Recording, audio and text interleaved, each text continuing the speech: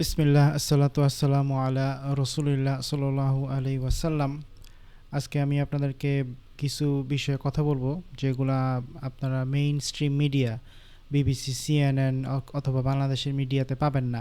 আর সেটা হচ্ছে আমি কয়েকটা বিষয় নিয়ে কথা বলবো, তার মধ্যে সবচেয়ে গুরুত্বপূর্ণ আজকে সেটা হচ্ছে কি আপনার আরব আমিরাত এবং সৌদি আরবের মধ্যে যে সমস্যাটা হচ্ছে এটা একটা বিশাল আকার ধারণ করতেছে। আপনারা জানেন যে 2 দিন আগে আরব আমিরাত ওপেক থেকে তাদের নামকে উইথড্র করছে। ওপেক হচ্ছে আপনার একটা অয়েল কোম্পানির, অয়েল কোম্পানি না মানে অয়েল রিলেটেড দেশগুলো যেগুলো আছে যারা তেল উৎপাদন করে তাদেরকে নিয়ে গড়া এই সংস্থান। আরব আমিরাত সৌদি আরবের সাথে ছিল এই ওপেকের মধ্যে, এবং এই ওপেকের প্রধান নেতা মানে মেইন লিডার ছিল এমবিএস মোহাম্মদ বিন সালমান সৌদি আরবের। তো হঠাৎ করে কেন আরব আমিরাত সৌদি আরবের বিরুদ্ধে লাগছে, কেন ওপেক থেকে উইথড্র করছে, তার কারণ হচ্ছে আরব আমিরাত চাইছিল মোহাম্মদ বিন জায়েদ, যে নাকি আরব আমিরাতের প্রেসিডেন্ট অথবা লিডার, সে চাইছিল এমবিএস তার কথা মতো চলবে, এমবিএসকে দিয়ে সে অনেক কিছু করাবে। কিন্তু পরবর্তীতে দেখা গেলো এমবিএস যখন নির্বাচিত হলো, নির্বাচিত বলতে সে যখন ক্ষমতায় আসলো, এমবিএস মোহাম্মদ বিন জায়েদের কথা মতো চলছে না। মোহাম্মদ বিন জায়েদ কী করছে আমরা জানি এটাও, যে সে যে দুবাই যেটা করছে, আবুধাবি, সংযুক্ত আরব আমিরাত, সেটা হচ্ছে যে তারা ওয়াশিংটনের সাথে খুব সম্পর্কটাকে স্ট্রং করছে এবং তারা ইসরায়েলের সাথেও সম্পর্কে নর্মালাইজ করছে। আপনি এই জিনিসটা জানেন যে আব্রাহাম অ্যাকর্ড যেটা, সেটাকে সৌদি আরব সংযুক্ত আরব আমিরাত সেটাকে তারা গ্রহণ করে নিছে এবং ইসরায়েলকে তারা স্বীকৃতি দিছে এবং ইসরায়েলের সাথে ভালো একটা পার্টনারশিপ করছে। এখন আরব আমিরাতের কথা হচ্ছে, আমরা যদি এতই পাওয়ারফুল হয়ে থাকি, তারা বিশেষ করে তারা পাওয়ারফুল কারণ তারা আমেরিকাকে লবি করতে পারে, ইসরায়েলকে লবি করতে পারে, কইরা অনেক কিছু তারা হাসিল করতে পারে। বিশেষ করে ট্রাম্পকে তারা লবি কইরা অনেক কিছু করতে পারে যেটা তারা করতে পারতো না আগে। আব্রাহাম অ্যাকর্ড করার পরে তারা এখন এটা করতে পারতেছে। ফর এক্সাম্পল, আসলাহা নামে একটা সংস্থা আছে যেটা নাকি আপনার সৌদি আরব এটাকে সাপোর্ট করে, এবং এই সংস্থা, এই অর্গানাইজেশন দিয়া সৌদি আরব আপনার সুদানের মতো দেশ কিংবা সোমালিয়া কিংবা ইয়েমেন বলেন, এই বিভিন্ন দেশে এদেরকে সৌদি আরব টাকা দিয়ে অপারেশন কার্যক্রম করে। মানে মনে করেন বিভিন্ন রকমের মিলিটারি অপারেশন হতে পারে, স্পাই হইতে পারে, বিভিন্ন রকমের কাজ এরা করে সৌদি আরবের জন্য। তো আরব আমিরাত কী করছে, আরব আমিরাত ডোনাল্ড ট্রাম্পকে লবি কইরা, আমেরিকাকে লবি করা এবং ইসরায়েলকে লবি কইরা চাইছে যে এই সংস্থাকে সন্ত্রাসী একটা সংস্থা হিসেবে নাম দিতে। তো দেখেন আরব আমিরাত সৌদি আরবের পিছে কতটুকু লাগছে যে তারা আমেরিকাকে লবি করতে পারে, কারণ ওই যে আব্রাহাম অ্যাকর্ড করছে, তো এখন তারা মনে করতেছে তারা এখন ইসরায়েলের অনেক কাছাকাছি, আমেরিকার ওয়াশিংটনের অনেক কাছাকাছি লোক।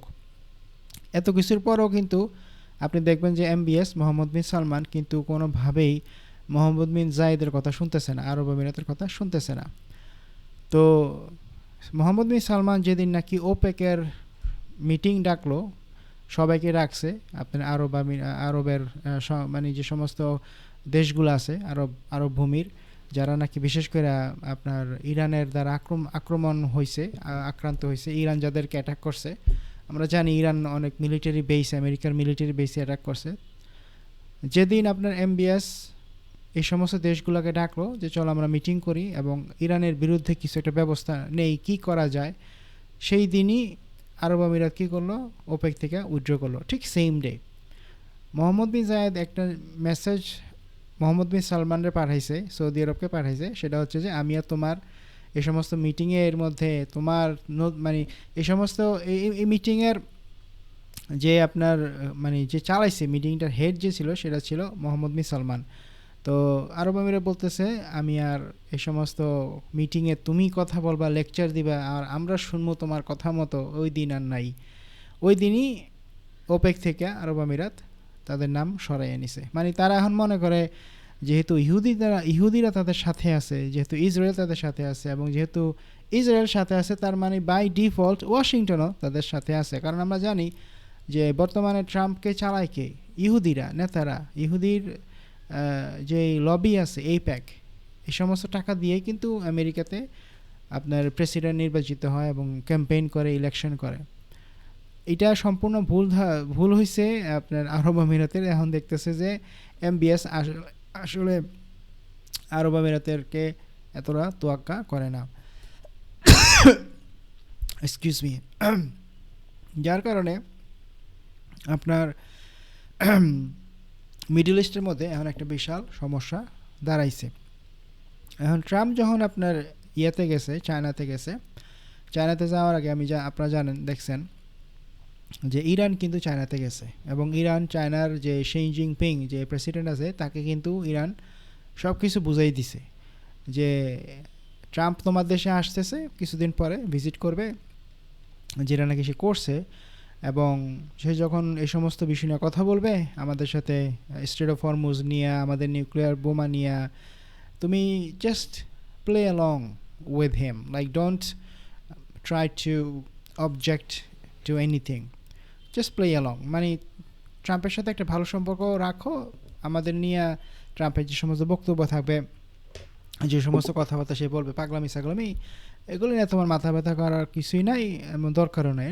এবং চায়না মাথা ব্যথা করেও না, চায়না মাথা ঘামায়ও না, চায়না তো টাইম নাই। চায়না এখন এআই টেকনোলজি অনেক আগে গেছে, তারা এগুলো নিয়ে ব্যস্ত। ওই ট্রাম্পে কী টুইট করলো, ট্রাম্পে কী করলো, ইরানের সাথে এত টাইম নেই। তাদের যে পলিসি আছে ইরানের সাথে, সেটা হচ্ছে ইরানকে তারা সাপোর্ট করবে, কারণ ইরান থেকে তারা তেল সংগ্রহ করে অনেক। একটা চায়নার যে টোটাল তেলের প্রয়োজন আছে তার 10% আসে ইরান থেকে, ইরান তার 10% পূরণ করে। তো চায়নার টাইম নেই ভাই আপনার এই সমস্ত ডোনাল্ড ট্রাম্প কী বলতেছে না বলতেছে। এখন ডোনাল্ড ট্রাম্প ফিরে গেছে নিজের দেশে, লজ্জার শরমের ব্যাপার।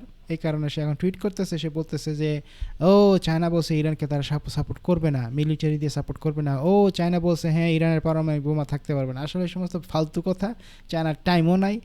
বাট সেম টাইম এটা শো করতেছে যে ট্রাম্প কতটুকু ডেসপারেট, তার অবস্থা কতটুকু খারাপ, তার পজিশন, আমেরিকার যে পাওয়ার ছিল এক সময়, যে সে পুরো দুনিয়াতে মানে বলতো সবাইকে এই এটা করো ওইটা করো, এখন দেখেন চায়নার কাছে সে যা মাথা নত করতে বাধ্য হয়েছে। আমি আপনাদেরকে আরও আপডেট দেবো। আসসালামু আলাইকুম রহমতুল্লাহ বারকাতুহু।